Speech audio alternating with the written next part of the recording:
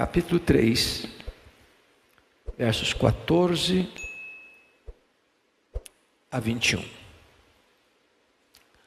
Carta de Paulo aos Efésios, capítulo 3, 14 a 21.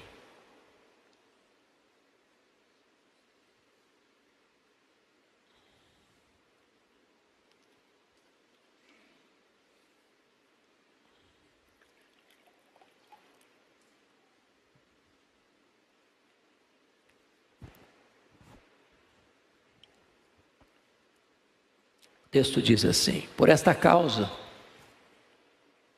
me ponho de joelhos diante do Pai, de quem toma o nome toda a família, tanto no céu como sobre a terra, para que, segundo a riqueza da sua glória, vos conceda que sejais fortalecidos com poder, mediante o seu Espírito no homem interior, e assim habite Cristo no vosso coração pela fé, estando vós arraigados e alicerçados em amor, a fim de poderdes compreender com todos os santos qual é a largura e o comprimento e a altura e a profundidade, e conhecer o amor de Cristo, que excede todo entendimento, para que sejais tomados de toda a plenitude de Deus.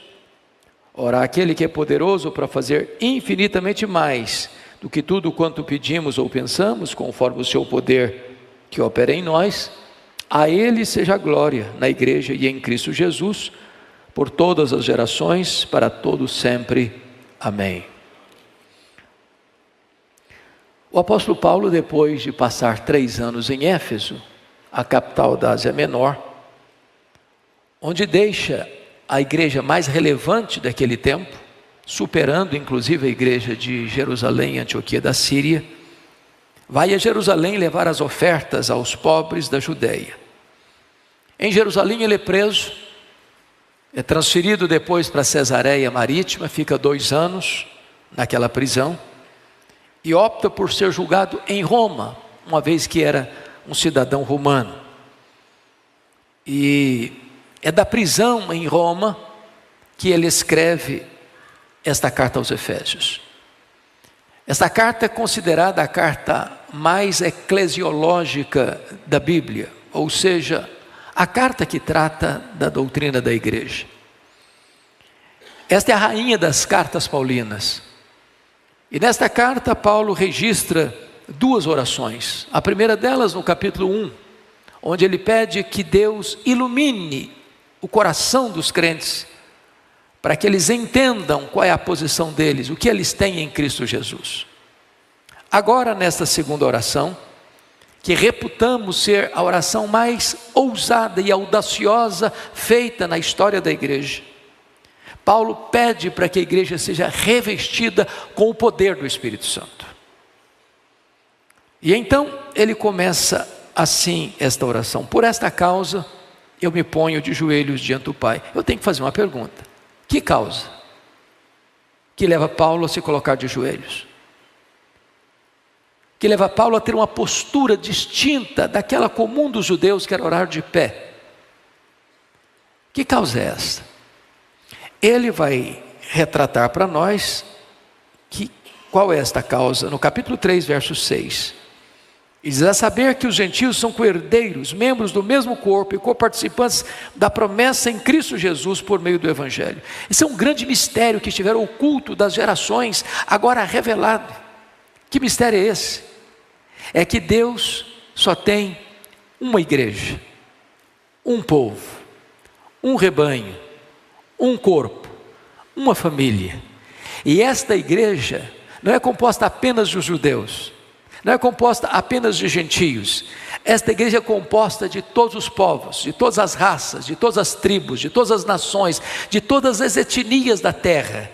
Esta igreja é composta, portanto, de judeus e gentios. Isso é um grande mistério que agora está claramente revelado para as gerações.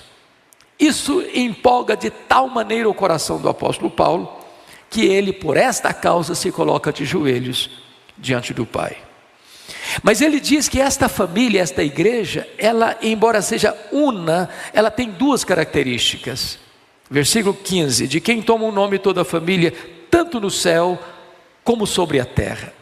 esta igreja é uma igreja militante e é uma igreja triunfante. É a igreja que já está no céu, é a igreja que ainda continua na terra. É a igreja que somos, é a igreja que seremos, é uma única igreja. Deriva desta igreja militante, desta igreja triunfante, o nome de Deus como nosso Pai. Ele é a nossa referência, Ele é o nosso endereço, nele existimos. Agora, definida a igreja, ele vai entrar no assunto da oração que vai fazer. Para quê? Para quê? Olha o propósito. Segundo a riqueza da sua glória, vos conceda que sejais fortalecidos com poder. Chama a atenção dos irmãos para a ousadia do apóstolo. Para que segundo a riqueza da sua glória, e a pergunta que nós fazemos é essa: o que é a glória de Deus? O que é a riqueza da glória de Deus? Glória de Deus não é um atributo, como é a santidade, a justiça, a misericórdia, o amor, a bondade. O termo glória representa todos os atributos de Deus, no seu resplendor máximo. É a plena expressão de quem Deus é. Ele está pedindo para que Deus empregue tudo quanto é e tudo quanto tem para responder à oração que ele vai fazer. Isso é muita ousadia do apóstolo Paulo. E ele ora para que, segundo a riqueza da sua glória, vos conceda que sejais fortalecidos com poder. O que Paulo está dizendo é que o crente precisa saber o que ele tem. Esse é o resultado da primeira oração, esse é o alvo, o fulcro da primeira oração. Mas agora ele está pedindo que esta igreja não apenas saiba, mas que esta igreja seja revestida com poder. Não há cristianismo sem poder. O evangelho é o poder de Deus. O reino de Deus é o poder. E nós não podemos viver uma vida plena, maiúscula, sem o revestimento desse poder. Mas vejam, alguém pode pensar: o que é esse poder? É alguma coisa espetaculosa? É uma espiritualidade teatral, cênica? É alguma coisa inusitada, esquisita, estranha aos olhos humanos? Não. Ele diz: esse poder é mediante o seu espírito no homem interior. Não há revestimento de poder sem a obra do Espírito Santo. É o Espírito Santo que é o agente deste poder. Precisamos do Espírito Santo, porque dele deriva o poder. Mas esse poder é operado no homem interior, é lá dentro do seu coração. É uma espiritualidade sem holofotes, sem propaganda, sem ruídos, sem aplausos. Não é uma propaganda farisaica que tenta se apresentar, tenta vestir-se das roupagens do sucesso e da fama. Não, é no homem interior, é lá no seu quarto, é lá na intimidade da sua família, é lá no recôndito do seu trabalho, é lá nos refolhos da sua alma. É isso que ele está pedindo. Mas talvez você ainda pergunte: bom, como é que eu posso saber que eu estou revestido com esse poder? Quais são os aferidores que me identificam que eu estou revestido com esse poder no homem interior? E Paulo responde: e assim habite Cristo no vosso coração pela fé. Preste atenção.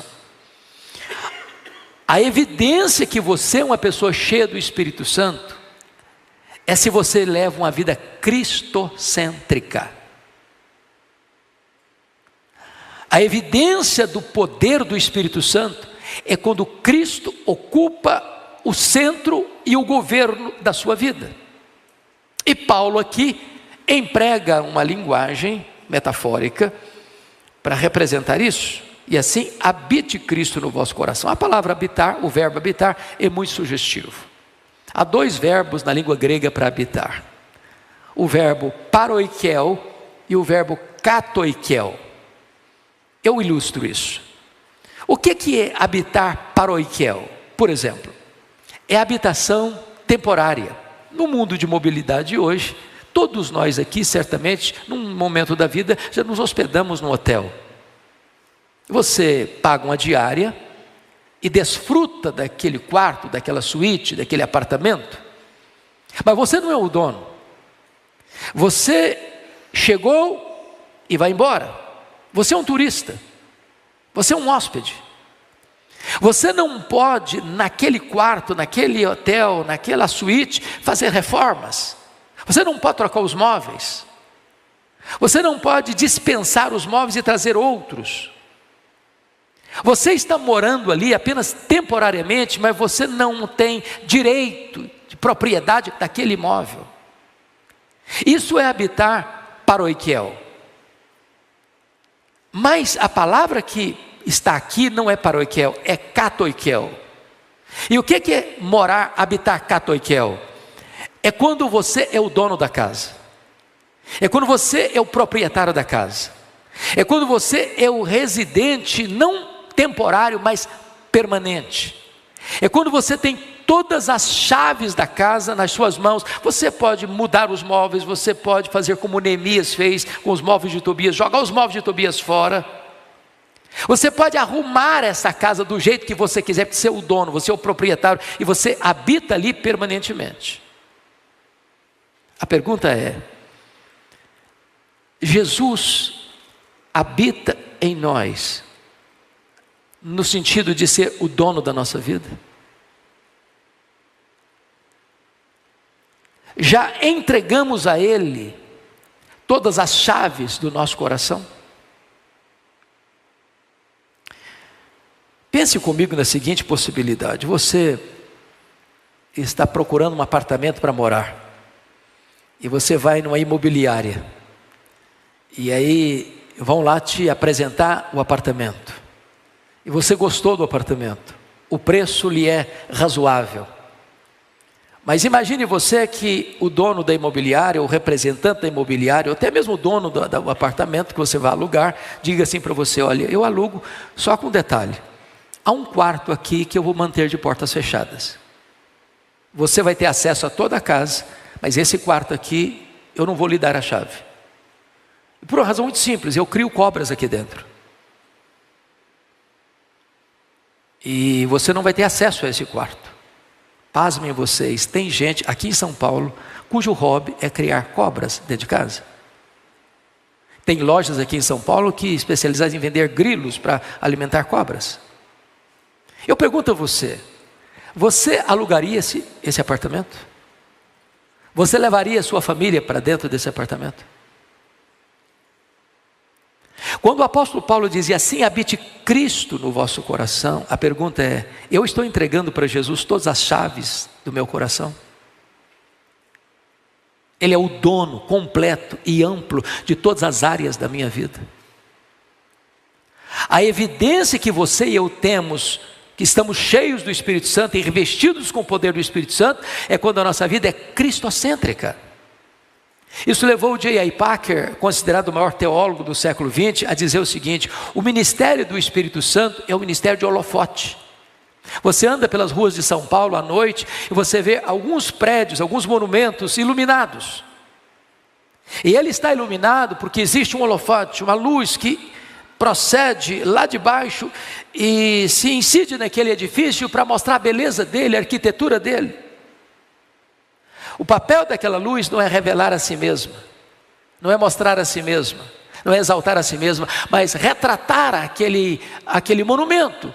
O papel do Espírito Santo é revelar Jesus, é mostrar Jesus, é glorificar Jesus, é exaltar Jesus.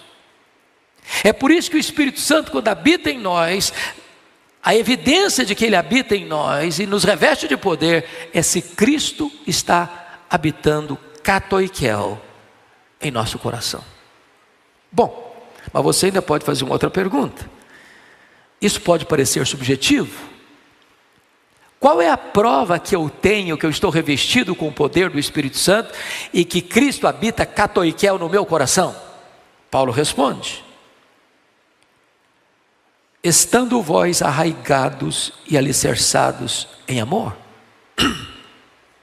Ele usa duas metáforas, uma da botânica e outra da engenharia civil.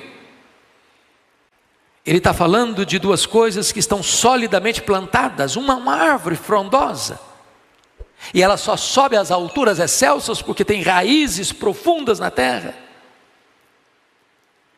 E ele usa a figura da engenharia civil. Você tem coragem de morar no 20º andar de um prédio em São Paulo? Que você tem certeza de que o engenheiro calculista não errou no cálculo quando fez o fundamento daquele prédio? Então qual é a prova que você é revestido com o Espírito Santo e Cristo habita no seu coração? É se você ama de forma profunda. Não há cristianismo sem a prática do amor, porque se você não ama, você não conhece a Deus, porque Deus é amor. E não é amar de palavras, não é amar apenas de discurso, é amar de fato e de verdade. Um amor profundo que passa além da linguagem do sentimentalismo ou das palavras retóricas, mas de forma empírica e prática, você ama. Aliás, Jesus disse: nisto conhecerão todos que sois meus discípulos, se tiverdes amor uns pelos outros. O amor é o cumprimento da lei. Mas Paulo prossegue e diz assim: a fim de poderes, olha o propósito. Aqui tem um propósito: a fim de poderdes compreender com todos os santos, com a largura, o comprimento, a altura e a profundidade, e conhecer o amor de Cristo, que excede todo entendimento. Eu chamo a sua atenção para 2 verbos aqui. Primeiro, o versículo 18, o verbo compreender. Segundo, o verbo conhecer, do verso 19. O verbo compreender, do verso 18, tem a ver com cognição, com conhecimento, com intelecto, com razão, com entendimento. O cristão precisa compreender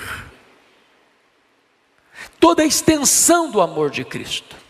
É por isso que a fé cristã, ela é intelectual. Ela apela para o seu entendimento. Tem muita gente que hoje busca um culto sensório, apenas o sentimento. E tem muita gente que pensa que o culto foi bom quando ele sente um calafrio na espinha. Mas se aquilo é apenas sentimento, lá na porta de saída, esse calafrio já vai acabar. Nós não negamos a importância das emoções. Deus nos criou com razão, Deus nos criou com emoção, Deus nos criou com volição. Mas eu concordo com o Dr. John Stott, quando ele disse: crer é também pensar. É por isso que estudamos a Bíblia aqui. É por isso que temos uma escola bíblica dominical. É por isso que instruímos as crianças, desde o hall de berços até as pessoas mais avançadas em idade e em experiência. Precisamos conhecer, precisamos compreender o conteúdo do Evangelho. Apela-se à nossa razão.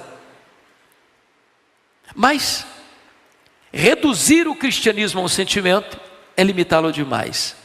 Eu preciso concordar com o Dr. Mark Lloyd Jones quando diz o seguinte: eu não tenho nenhum problema com as emoções.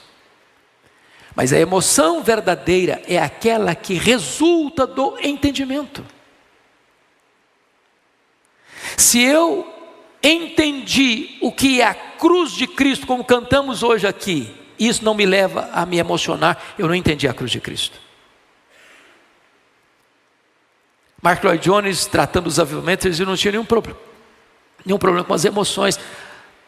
Mas tem muitas pessoas hoje que querem apenas sentir. E eu não sei se vocês se lembram de uma época que houve uma onda no Brasil de pessoas que diziam cair no espírito. Aí a pessoa caía, ficava lá. E esse negócio surgiu lá em Toronto, no Canadá. Eu estava pregando lá. Falei: eu quero ver isso de perto. Quero saber como é que é esse negócio. E aí cheguei, bastante gente.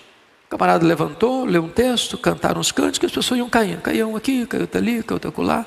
Ficava 5 minutos, 10 minutos, meia hora, 1 hora, caído ali. Levantava e ia embora. Aí eu me aproximei de um e perguntei: e aí, como é que foi? Ele falou: foi legal. É, legal? E daí? E a consequência disso? Então Mark Lloyd Jones diz o seguinte: eu não tenho nenhum problema com cair. Eu tenho problema com levantar. Porque se o cara caiu e levantou do mesmo jeito, isso é emocionalismo, isso é histeria.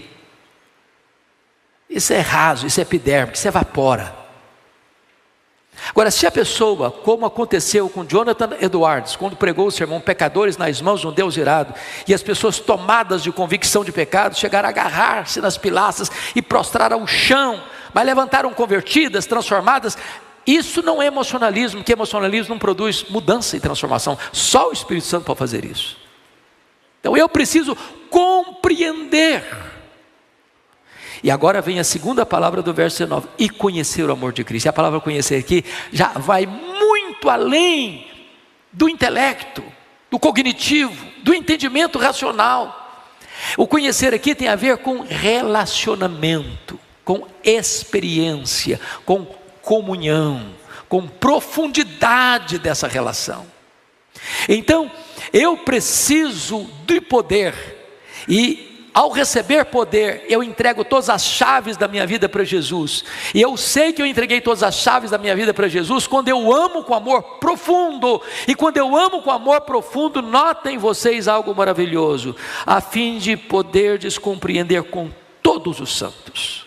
E o que significa isso? Significa que não há cristão isolado. Depois da pandemia da Covid-19, um fenômeno ocorreu no Brasil inteiro e no mundo afora. Muitos crentes disseram o seguinte: eu preciso de Jesus, mas não preciso da igreja.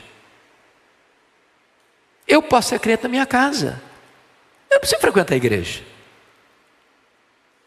Aliás, na minha casa, eu posso escutar o pregador que eu quiser. Se eu não gostei do pregador, dou um clique nele e passo para o outro. E tem muita gente ainda hoje pensando que ele pode ser crente na casa dele, assentado no seu sofá, com a bacia de pipoca e um guaraná, participando do culto.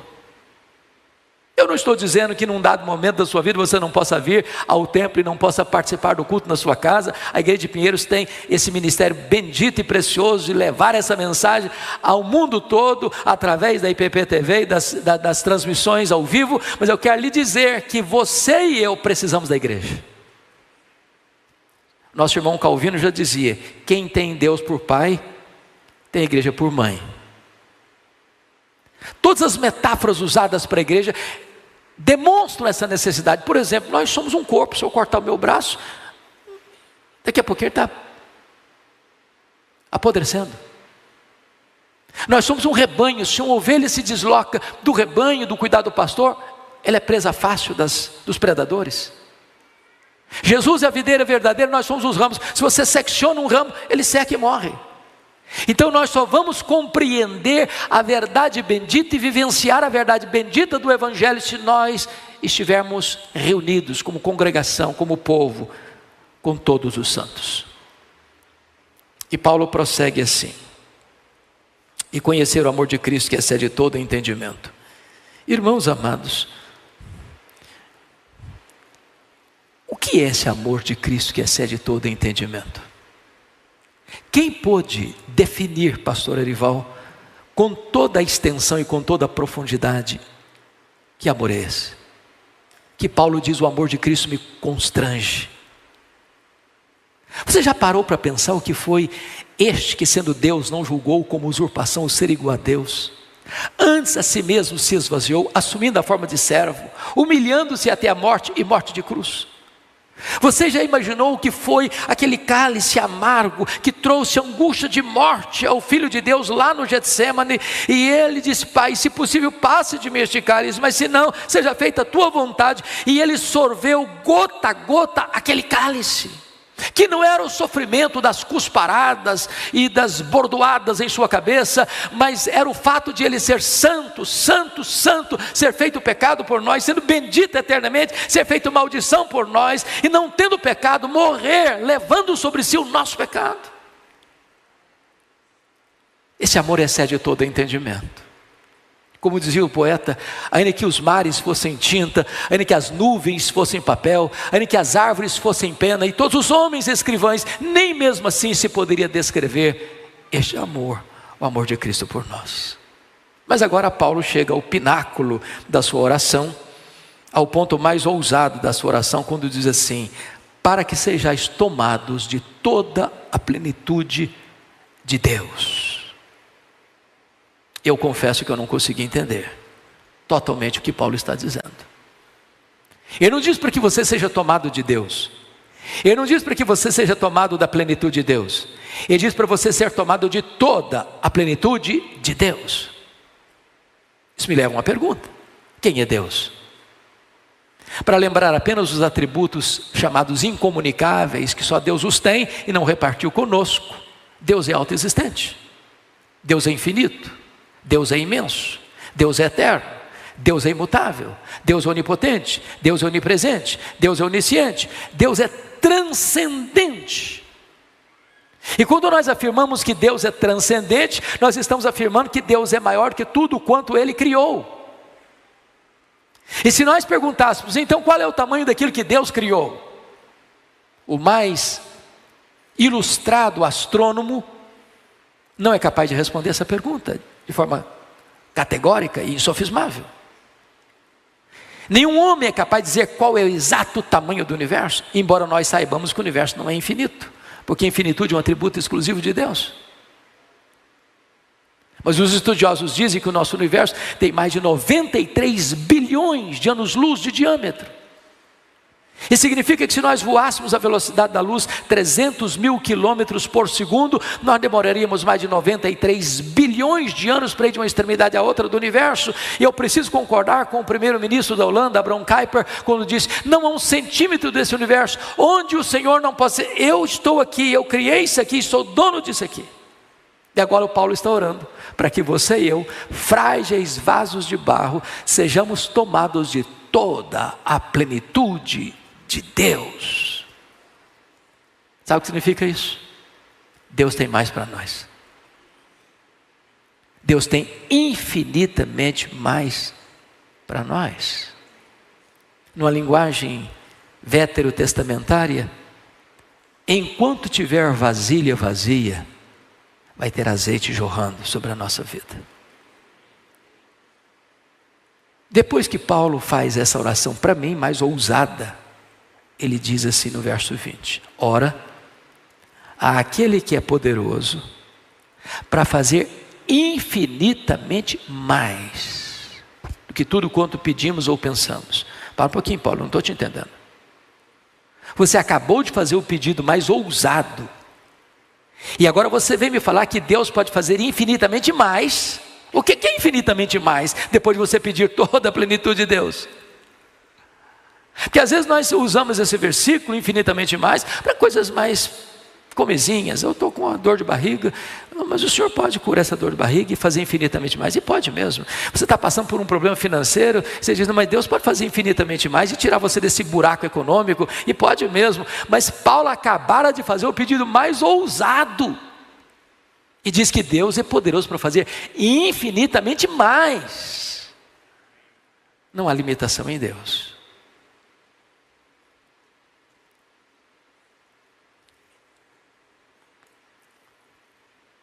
Como é que Paulo termina essa oração? Claro, com doxologia. Não poderia ser de outra maneira. A Ele seja a glória, na igreja e em Cristo, no corpo e na cabeça. Quando? Com que amplitude? Por todas as gerações. Quando? Para todo sempre. E não tem jeito de terminar senão com um sonoro amém. Que Deus nos abençoe e que usufruamos tudo aquilo que Deus preparou para nós. Amém.